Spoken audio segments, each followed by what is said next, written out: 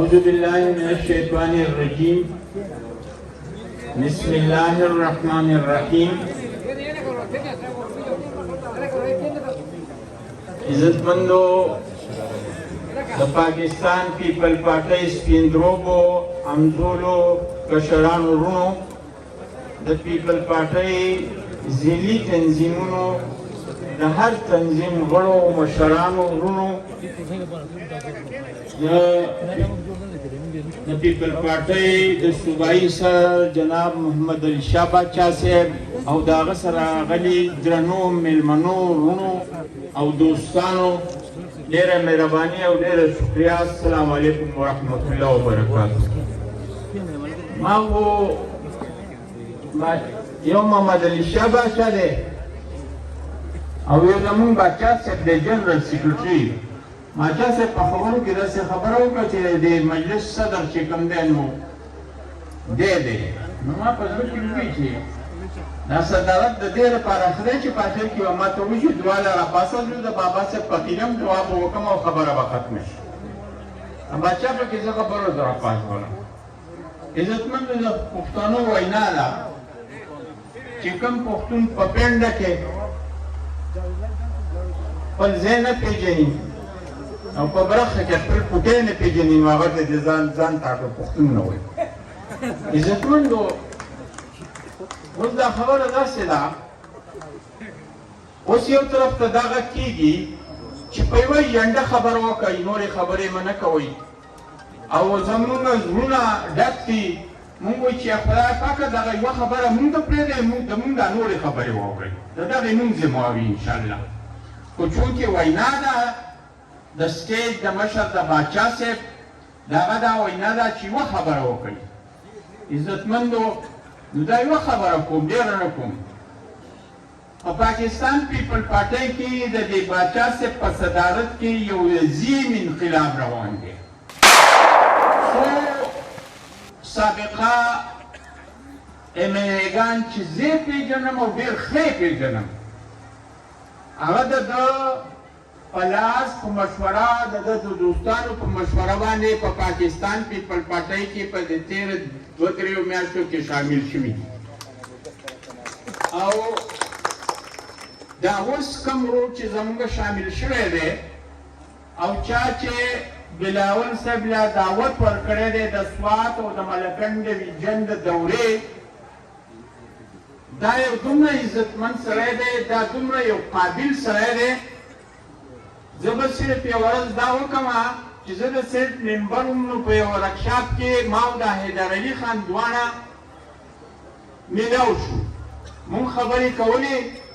د خبرو په اندازه کې ما په ده کې جوړتوب ولید په دې کې ما سړیتوب ولید په دې کې ما تعلیم ولید په دې کې ما ادب ولید په دې کې ما ټول شخصي خوبیانې ولیدې. نو یقین وکړئ زما په زړه کې راغله چې کاش حیدرعلي خان ته په دغه پارټۍ کې نه کوم چې د پښتون د بچو د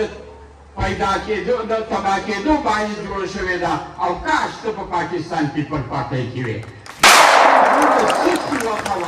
زه د تاو یوه خبره وه چې باچا صاحب چې د بدرګۍ میالی په خپله د عزتمندې کورنۍ او د برکت د کورنۍ خاوند دی د هغه په مشرۍ کې هغه په پاکستان پیپل پارټۍ کې د دغې پارټۍ د فتنو فسادونو د شروع کېدو نه مخکې شامل شوی دی. مخکې 15-16 میاشتې مخکې شامل شوی دی. نن هغه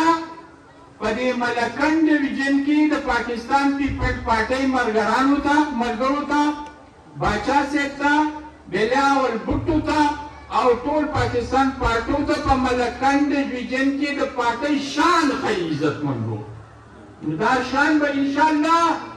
دا شان چې هغه خېجئ نو د شان دا جنډه به ورسره موږ اوچتو که نه به اوچتو. عزتمندو زه خو اوس تقریرونه کوم او باچا صاحب ته دا سوال کوم چې یو خو ما په مجلس کې د خپل طبیعت ځای ته پرېږدئ چې زه کښېنم. زما د دې مشرانو سره ناست زما همزولي دا دي دلته دلته تېر چاپېره خو ټول ستا نه زلمي ناست دي څوک را باندې خپې غېږي څوک هم سټه وایي څوک څه کوي څه وایي نو بل رقم د جلسې نه د مړي په شکل کې مه وړه خو په خپل طرف هم کښېنه ستار باچا په شان دی په برنډه کې به په کرسۍ کې ناست یم او باچا تا ته به هم ګورم او خپلو میینو ته به ګورم نو عرض دا دی عزتمندو یوه خبره دا ده چې هغه دا ده دا باچا صاحب زما په خپل مخ کې د نن نه شل 25-30 کاله مخکې په پاکستان پیپل پارټۍ کې شامل شوی دی او باچا صاحب د ملکنډ ایجنسۍ د REC سره تعلق لري په ما باندې مینو تاسو دا خبره په زړه کې کېږئ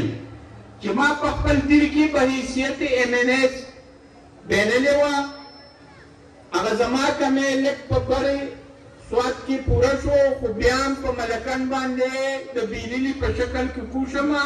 او د دې باچا صاحب په قیادت کې د سم رانیزي خلکو ما له دومره وټراکو چې پر دې حقل انتقال ولو ټول جنرال انتقال ولو چې دا په کې څه نو دا جنډه دې باچا صاحب او د مرګو اوچته کړې وایي عزتمندو لہذا دا باچا صاحب راغلی دی او دته دا وینا ده دا کور د مشرۍ کور دی عزتمندو زما مسجد ته خان ته کله ناکله خبره کوم خو دا خبره چې معموزې پنځه څه مکتب راغلي دا کور د مشرۍ ځای دی دا د جرګې ځای دی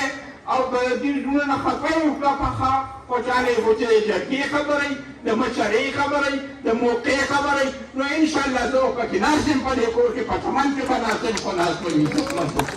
نو زه ته دا وایم چې تاسو څه ضرورت شته او که نشته تاسو نشته د قام مشري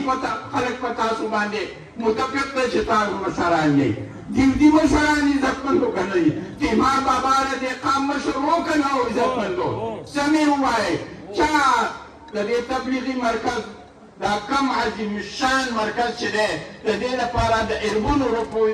دا ځمکه ورکول دا د تیمر بابا سړي نه د هغه شخصیت د زړه د سړي نه بل چا کولی شوه نو یې شوه کولی ده ګواهي پرې وکړئ چې د قیمت په ور باندې دا ګواهي ستاسو قبول شي عزتمندو لهذا زه ستاسو شکریه ادا کوم په چا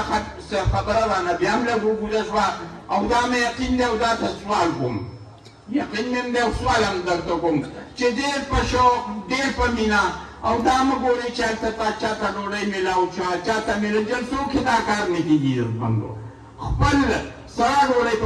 په پټوسکي کې تړئ زه خو شوګر مریض یم ځان سبا د سهار نه ساره ډوډۍ وړم ځکه چې زما خو شوګر کمیږي نو خامخا به د هغې نه ډوډۍ نیمه کوم داسې تاسو هم وکئ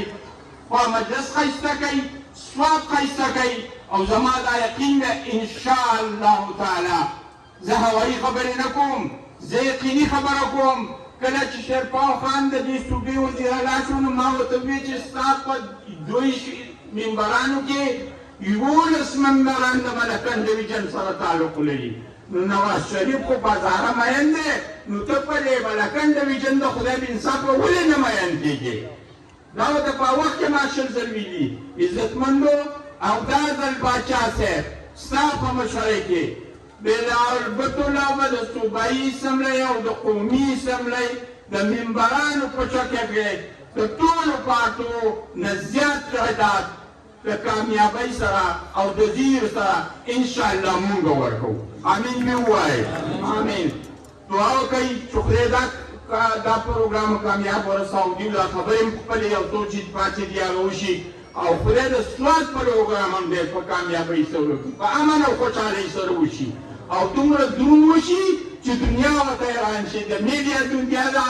نن چې هلته کې څه کېږي هغه به په ټوله دنیا کې لیدلی کېږي عزتمندو څو پورې چې ځم نو دا به بلکل په قلاره کې نه وي زما هېڅ خواهش د سیاست نشته دی خو زما کشر ته لار ښوده فرض دي دا به ورته ښیم زما مشر ما ته لار ښودله زه به خپل کشر ته لار ښیم او چې کشر نه کېږي نو زما به لاس یې او د هغه به مخ هدایات ساتي